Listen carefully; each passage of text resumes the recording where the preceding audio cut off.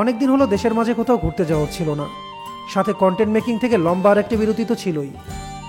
দিন যত যাচ্ছিল ট্রাভেলিংয়ের নেশাটা আবারও যেন সেই আগের মতো ক্ষুধা জাগাচ্ছিল নিজের মাঝে। সময়টা যখন বর্ষাকাল, মাথার মাঝে তাই প্রথমে প্ল্যান এলো হাওড়ে ঘুরতে যাওয়ার। এই সময় টাঙ্গর হাওড়ের ক্রেজ কে না জানেন, তবে প্ল্যানটা সাজালাম একটু ভিন্ন করে। কেবল হাউস বোট ট্রিপ করে ফিরলে কি আর এতদিন বাদে ভ্রমণের ক্ষুধা মেটে? ব্যাকপ্যাক গুছিয়ে তাই দিন পাঁচেকের জন্য বেরিয়ে পড়লাম বর্ষার হাওড় জনপদ ঘুরে দেখতে। গন্তব্য সুনামগঞ্জ হয়ে নেত্রকোনা। সেই ভ্রমণ গল্পটাই শোনাবো 3 পর্বের এই সিরিজে।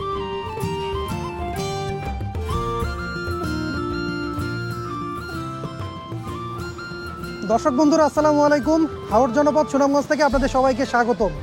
আমি এখন অবস্থান করছি সুনামগঞ্জের সুরমা ব্রিজ এলাকায়, আব্দুল জহর সেতু। স্থানীয়ভাবে এই সেতুটার হচ্ছে এটাই নাম।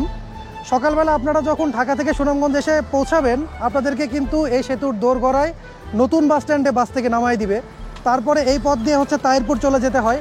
আমরা এবার যে হাউস বোটটাতে করে সুনামগঞ্জে ঘুরে বেড়াবো, সেই হাউস বোটটা আপাতত তাহিরপুর থেকে এক্সিকিউট করছে তাদের ট্যুর। গতবারের অভিজ্ঞতার আলোকে এবার প্ল্যান করেছিলাম প্রথমে সুনামগঞ্জ আসার পরে আমরা একটা দিন রিল্যাক্স কাটাবো, তারপরে পরদিন সকাল থেকে একদম ফ্রেশ মুডে ট্যুর করব। সেই নিয়তেই আমরা সুনামগঞ্জে আসার পরে আজকে অনেকটা রিল্যাক্স সময় কাটাচ্ছি। ঢাকা থেকে সুনামগঞ্জ কী করে এলাম এই ব্যাপারে একটু বলে নেই। বাসই এই রুটের একমাত্র সরাসরি যোগাযোগ ব্যবস্থা। হানিফ, শ্যামলী, অ্যানা, মামুন এগুলোই এই রুটের পপুলার বাস। নন এসিতে ভাড়া পড়বে 800 টাকা। এই রুটে এসি বাসের খুব একটা চল নেই, তবে অ্যানা পরিবহনের একটা নর্মাল এসি বাস পেয়ে যাবেন, সেটাই ভাড়া পড়বে 1050 টাকা।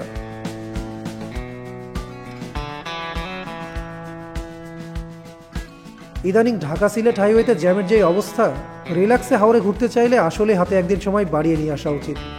ঢাকার সাথে সুনামগঞ্জের সরাসরি রেল যোগাযোগ নেই, সেই ক্ষেত্রে সিলেট পর্যন্ত এসে বাকি পথটা বাসে করে সুনামগঞ্জে যেতে হবে। সুনামগঞ্জ হাইওয়ের শেষের দিকটা একেবারে হাওড়ের মাঝে দিয়ে চলে গিয়েছে। এমন পথ ভ্রমণক্লান্তি অনেকটাই দূর করে। বাস থেকে নেমে অটোরিকশা নিয়ে আমরা শহরের দিকে রওনা করি। ফ্রেশ হয়ে সকালের নাস্তাটা আগে সেরে নিতে হবে। শহরের পুরাতন বাসস্ট্যান্ড এলাকার পাঞ্চি রেস্টুরেন্টের খাবার দাবার যথেষ্ট ভালো ছিল।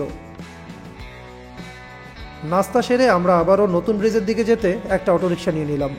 সেখান থেকেই তাহিরপুর যাওয়ার গাড়ি পাওয়া যায়।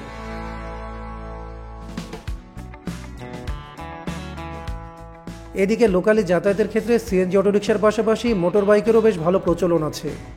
আমার 2016 সালে প্রথম ট্রাভেল ব্লগ, আমার যতটুকু মনে পড়ে, আমি এই তাহিরপুরে টাঙ্গর হাওরে ঘুরে করেছিলাম। তো এই জায়গাটা আমার কাছে অনেকটা নস্টালজিয়ার ব্যাপার।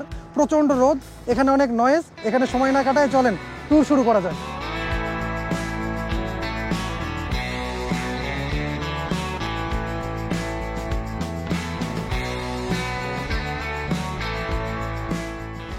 আমরা সুনামগঞ্জের নতুন বাস স্ট্যান্ড এলাকা থেকে এই অটোরিকশাটা ভাড়া করে নিলাম। আমরা প্রথমে যাচ্ছি বিশ্বম্বরপুর। এটা হচ্ছে এখান থেকে 18 কিলোমিটার দূরবর্তী একটা উপজেলা সুনামগঞ্জের। বিশ্বম্বরপুর হাওড় এলাকা, আমরা সেখানে গিয়ে একটু ঘোরাফেরা করব, নতুন একটা জনপদ এক্সপ্লোর করব, তারপরে আমরা তাহিরপুরের দিকে যাব।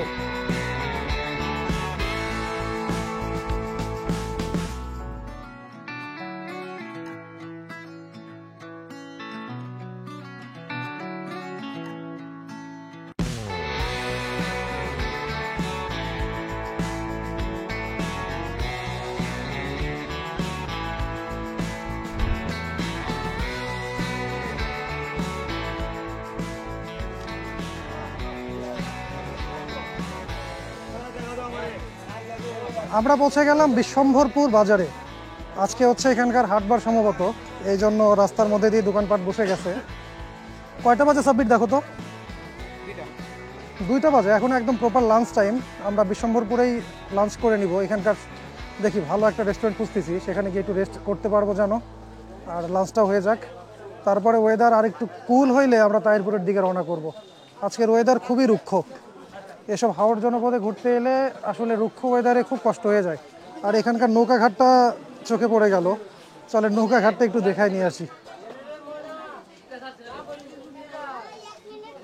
এটা হচ্ছে বিশ্বম্বরপুরের লোকাল নৌকাঘাট।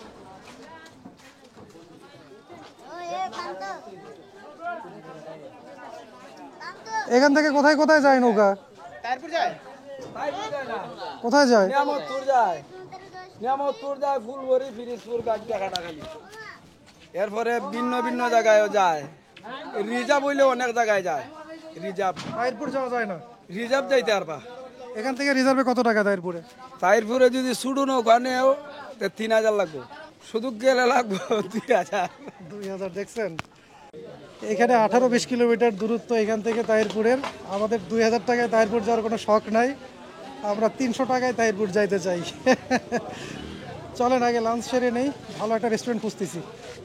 অ্যাকচুয়ালি নতুন জনপদ ঘুরতে আমার সবসময় ভালো লাগে, এই জন্যই বিশ্বম্বরপুরের দিকে আসা। নতুবা তো তাহিরপুরে চলে যেতাম, অথবা সুনামগঞ্জ থেকে কোনো একটা হাউস বোটে উঠতাম।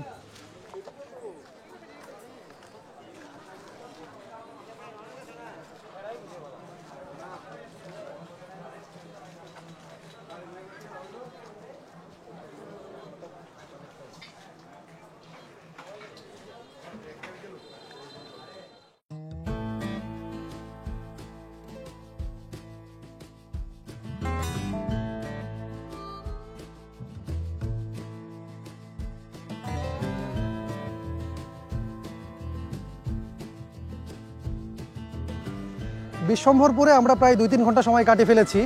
লাঞ্চ করার পর একটু রেস্ট করতেছিলাম, আর এই অবস্থায় দেখেন এখন কিন্তু চারপাশে মেঘলা আবহাওয়া। আমরা হাওরটা এখন বেশ ভালো এনজয় করতেছি, সারাদিন রোদ অনেক প্যারা দিছে।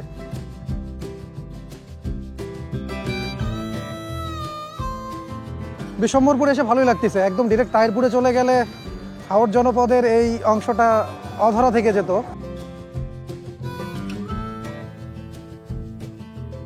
এই জায়গাটা অনেকটা কিন্তু নিকলি হাওরের মতো ভাই, আমারও তেমনটাই এরকম পাচ্ছি।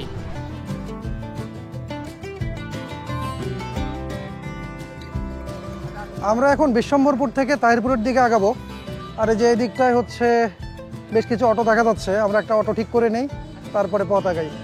কত ঠিক করলা সাব্বির? 250। তাহিরপুর বাজারে নামবো।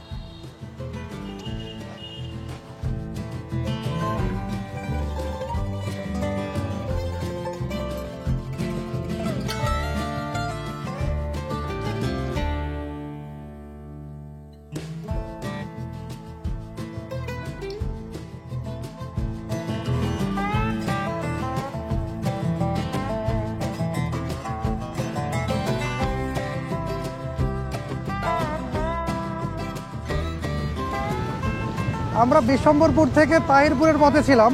আনোয়ারপুর বাজার পার হওয়ার পরে এই রাস্তাটায় এসে আজকে সারাদিনের যে ভ্রমণ ক্লান্তি ছিল সবগুলো যেন নিমেষে উবে গেল। কি চমৎকার বাতাস, কি চমৎকার ওয়েদার, এর চেয়ে বেশি আসলে কিচ্ছুই চাওয়ার ছিল না। আজকে সারাদিনের মানে বেস্ট একটা টাইম এখন পেলাম, এর জন্য আল্লাহর কাছে লাখো কোটি শুকরিয়া। আমি জানি না আপনারা কতটুকু সাউন্ড শুনতে পাচ্ছেন, কারণ প্রচণ্ড বাতাস এখানে।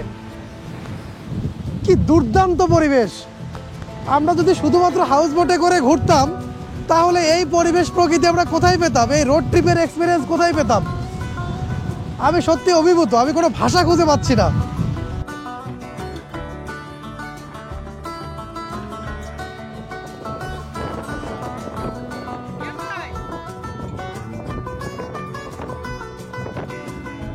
রাস্তার এই পাশে হাওরের সুবিস্তৃত জলরাশি, যদি এই পাশটায় যাই এই পাশটাতেও সুবিস্তৃত জলরাশি।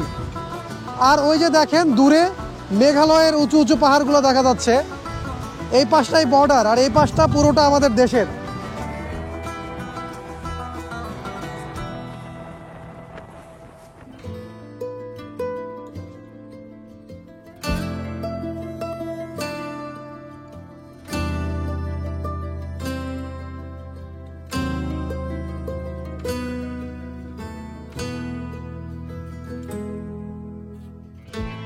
আনোয়ারপুর থেকে তাহিরপুরে যাওয়ার রাস্তাটা এতটাই চমৎকার, আমাদের বিভিন্ন জায়গায় থেমে থেমে দাঁড়িয়ে দাঁড়িয়ে দৃশ্য উপভোগ করতে করতে যেতে হচ্ছে। এই দৃশ্য দেখার জন্যই তো হাওর এসেছিলাম। আর আমার সামনে যে হাওরটা দেখতে পাচ্ছেন, এতক্ষণ আমরা যে হাওরের মাঝখান দিয়ে যাচ্ছি এটা হচ্ছে শনির হাওর। এর চেয়ে বেশি সুন্দর আর কি হতে পারে? সুবহানাল্লাহ। এই দৃশ্যগুলো দেখার জন্যই তো হাওর এসেছিলাম, এই দৃশ্যগুলো দেখার জন্যই তো সুনামগঞ্জ তাহিরপুর এসেছি।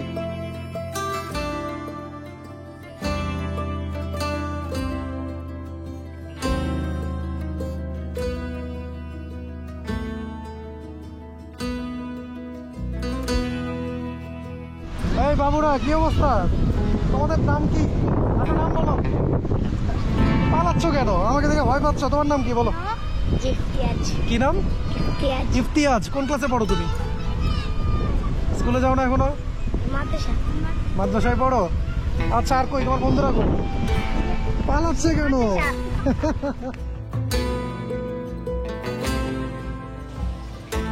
এই জায়গাটাকে আসলে আমি কি বলবো বলেন তো? এটাকে কি শনির হাওরের সি বিচ বলা যায়?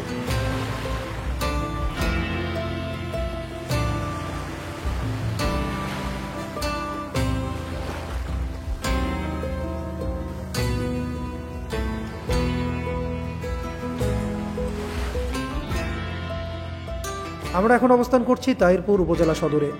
এইমাত্র এক পশলা বৃষ্টি হয়ে গেল। সারাদিন গুমোট আবহাওয়া শেষে এখন বেশ প্রশান্ত চারপাশ। তাহিরপুর বাজারের একেবারে প্রাণকেন্দ্রে এই ভবনটির নাম শাহজালাল টাওয়ার। এখানে হোটেল টাঙ্গোইনে রাতে থাকার ব্যবস্থা আছে। 2016 সালে আমার মেডিকেলের বন্ধু আলামিন এবং সোহান, ওদের দুজনকে নিয়ে এসেছিলাম তাহিরপুরে, এবং সেবারই প্রথম টাঙ্গুয়ার হাওরের সাথে আমার পরিচয় হয়েছিল। তার আগ পর্যন্ত জানতামও না যে কিভাবে আসবে, তাহিরপুর জায়গাটা আসলে কেমন, কিচ্ছু জানতাম না। আমরা 3 বন্ধু প্ল্যান করে হুটহাট এখানে চলে আসি, শুধুমাত্র কিছু রিভিউ কিংবা ওয়েবসাইট ঘাটাঘাটি করে। আজকে সেই তাহিরপুর, সেই সুনামগঞ্জ টাঙ্গুয়ার হাওর কতটা জনপ্রিয়। আমরা এখন মাছ বাজারের দিকে যাচ্ছি, এই দিকটায়। এই পাশেও নৌকা ঘাট আছে।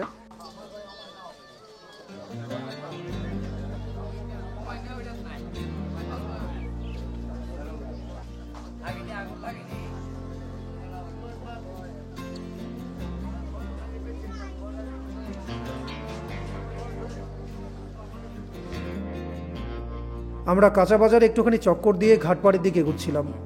হাওড়ের মাছের জমজমাট বাজার বসে এই কাঁচা বাজারে। সেটা দেখতে হলে অবশ্য আসতে হবে সকালবেলা।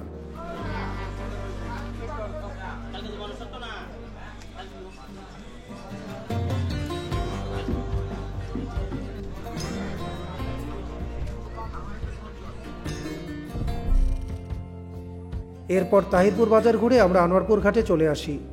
এখানেই হাউসবোট ফ্যান্টাসি নোঙ্গর করা ছিল। এই ভাসমান বাড়িতে করে আগামী 2 দিন আমরা দাপিয়ে বেড়াবো টাঙ্গুয়ার হাওরের বুক জুড়ে।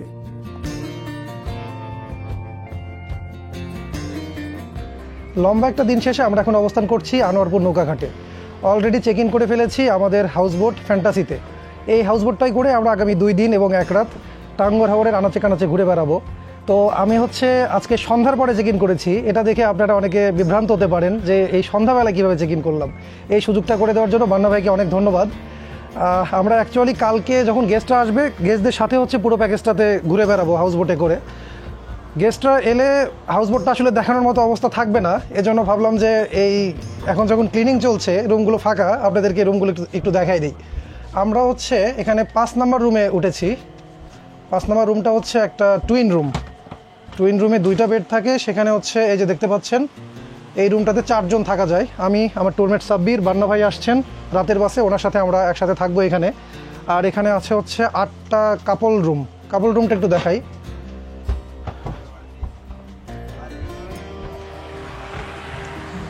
এই রুমে স্টাফ আছে।